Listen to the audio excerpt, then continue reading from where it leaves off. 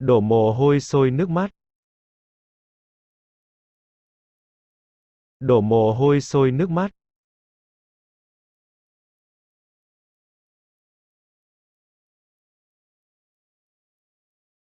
Làm phúc phải tội. Làm phúc phải tội.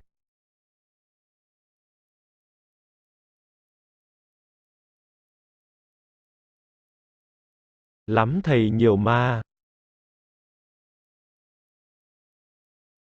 Lắm thầy nhiều ma.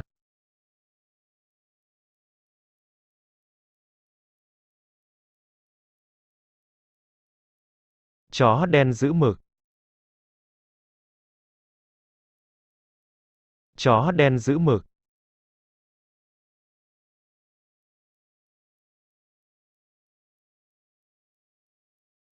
Con sâu làm dầu nồi canh. Con sâu làm dầu nồi canh.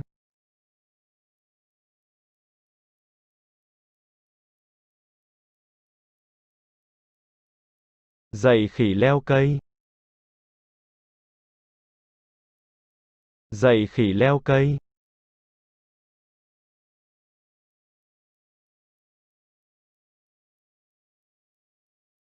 Gà chết vì tiếng gáy.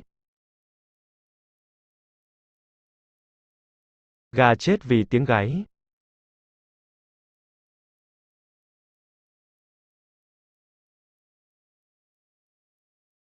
Gửi trứng cho ác. Gửi trứng cho ác.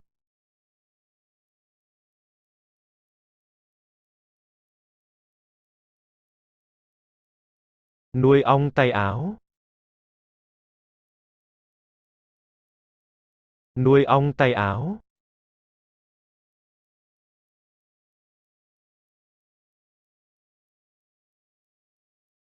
Nhát như thỏ đế. Nhát như thỏ đế.